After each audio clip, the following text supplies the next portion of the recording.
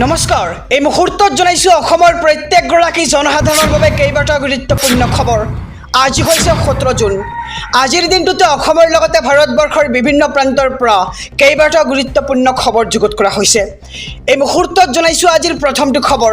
আজিৰ প্ৰথমটো খবৰেই ৰাজ্যবাসীৰ বাবে এটা ডাঙৰ খবৰ। ৰাজ্যৰ শিক্ষাৰ্থীৰ বাবে মুখ্যমন্ত্ৰী ডক্টৰ হিমন্ত বিশ্ব শৰ্মাৰ কেইবাটাও বৃহৎ ঘোষণা। উচ্চতৰ মাধ্যমিকৰ ছাত্ৰীক প্ৰতিমাহে দিব 1000 কোটি টকা, লগতে প্ৰতিমাহে 1250 টকাকৈ প্ৰদান কৰিব স্নাতকৰ ছাত্ৰীক, আৰু ইয়াৰ লগতে স্নাতকোত্তৰ বিএডৰ ছাত্ৰীক দিব 2500 কোটি টকা, আৰু প্ৰতিমাহৰ 11 তাৰিখে ছাত্ৰীৰ একাউণ্টত পোনপটীয়াকৈ সোমাব এই ধনৰাশি। আৰু নিযুত মইনা আঁচনি কাৰ্যকৰী কৰা হ'ব ঠিক এইদৰে, আৰু স্কুটি লাভ কৰা ছাত্ৰীয়ে নাপাব নিযুত মইনা আঁচনিৰ সুবিধা। এটা বিশেষ খবৰ আহি পৰিছে ৰাজ্যৰ ছাত্ৰীসকলৰ বাবে। যিসকলে নিযুত মইনা আঁচনি লাভ কৰিব তেওঁলোকে নাপাব স্কুটিৰ সুবিধা, লগতে যিসকলে স্কুটি লাভ কৰিব তেওঁলোকে লাভ কৰিব নোৱাৰিব এই নিযুত মইনা আঁচনিৰ সুবিধা। আৰু নিযুত মইনা আঁচনি নে স্কুটি লাগে নিৰ্ধাৰণ কৰিব পাৰিব ছাত্ৰীয়ে। বিধায়ক মন্ত্ৰী সাংসদৰ কন্যাই লাভ নকৰিব এই আঁচনিৰ সুবিধা। যে কোৱা হৈছে যে বিধায়ক মন্ত্ৰী আৰু সাংসদৰ কন্যাই কিন্তু লাভ নকৰিব এই আঁচনিৰ সুবিধা, লগতে ব্যক্তিগত শিক্ষানুষ্ঠানৰ পৰা ছাত্ৰীয়ে নাপাব এই আঁচনিৰ সুবিধা। আৰু জুলাই মাহৰ পৰাই বিতৰণ কৰা হ'ব নিযুত মইনা আঁচনিৰ প্ৰপত্ৰ, আৰু স্নাতক পৰ্যায়ত বিবাহিত ছাত্ৰীয়ে নাপাব এই আঁচনিৰ ধন, আৰু এই সুবিধা দিয়া নহ'ব আধাতে শিক্ষা সাং কৰা ছাত্ৰীক। আৰু নিযুত মইনা আঁচনিৰ বাবে 3000 কোটি টকা ধাৰ্য কৰা হৈছে চৰকাৰৰ ফালৰ পৰা। আৰু ৰাজ্যৰ শিক্ষাৰ্থীৰ বাবে মুখ্যমন্ত্ৰী হিমন্ত বিশ্ব শৰ্মাৰ কেইবাটাও বৃহৎ ঘোষণা। আমি খবৰটো সবিশেষ জনাইছোঁ SB অসম মিডিয়াৰ সমূহ দৰ্শকক। এই মুহূৰ্তত জনাইছোঁ আজিৰ দ্বিতীয় নম্বৰ খবৰটো। এটা ভাল খবৰ। অহা 18 জুন তাৰিখে বেংকত সোমাব চৰকাৰী ধন, আৰু কোটি কোটি লোকৰ বাবে এয়া এক ভাল খবৰ।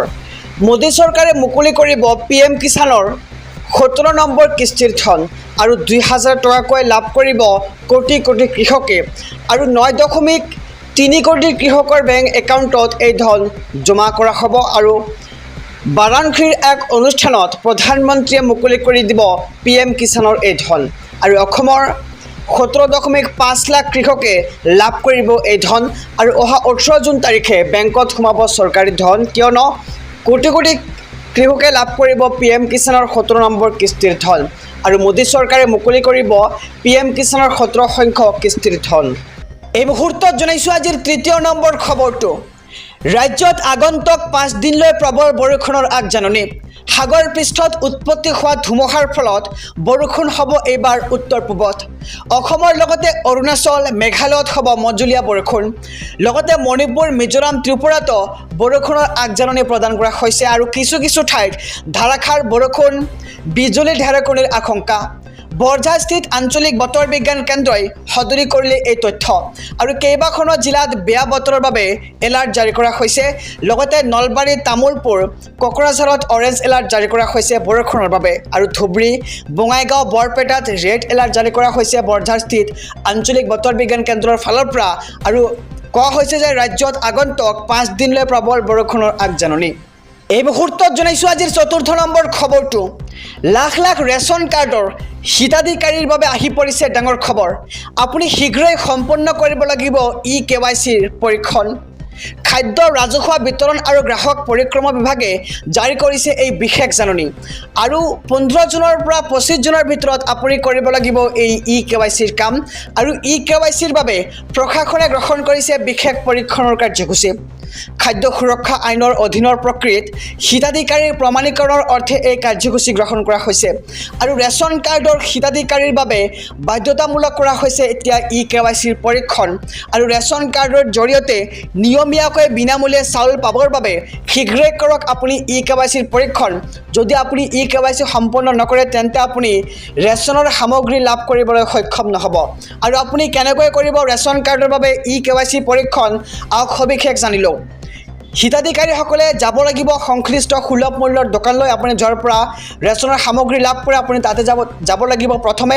ইয়াৰ পিছত সুলভ মূল্যৰ দোকানত উপলব্ধ আছে এটা EPOS মেচিন আৰু EPOS মেচিনত দিয়ক আপোনাৰ আঙুলিৰ ছাপ আৰু সকলো সুলভ মূল্যৰ দোকানলৈ এই নিৰ্দেশনা জাৰি কৰিছে প্ৰশাসনে আৰু 15 পৰা 25 জনৰ ভিতৰত সকলো দোকানীয়ে ল'ব লাগিব হিতাধিকাৰীৰ আঙুলিৰ ছাপ আৰু ৰেচন কাৰ্ডৰ হিতাধিকাৰীসকলৰ বাবে আহি পৰিছে এটা ডাঙৰ খবৰ যে ৰেচন কাৰ্ডৰ হিতাধিকাৰীসকলে KYCৰ কাম সম্পূৰ্ণ কৰিব লাগিব আৰু এই খবৰটো আমি সবিশেষ জনাইছো আমাৰ সমুদ্ৰদৰ্শকক যে আপোনালোকে 15 পৰা 25 জনৰ ভিতৰত কৰিব লাগিব এই ৰেচন কাৰ্ডৰ গুৰুত্বপূৰ্ণ কাম এই মুহূৰ্তত জনাইছো আজিৰ পঞ্চম খবৰটো ৰাজ্যৰ প্ৰায় 50,000 মেধাৱী ছাত্ৰীয়ে লাভ কৰিব স্কুটি এইবাৰ HSত 60% নম্বৰ লাভ কৰা সকলেও পাব স্কুটি কিন্তু অহা বৰ্ষত 75% নম্বৰ লাভ কৰা সকলোহে লাভ কৰিব স্কুটি আৰু স্কুটি সলনি নিযুত মইনা আঁচনিৰ ধনৰ বাবেও কৰিব পাৰিব আবেদন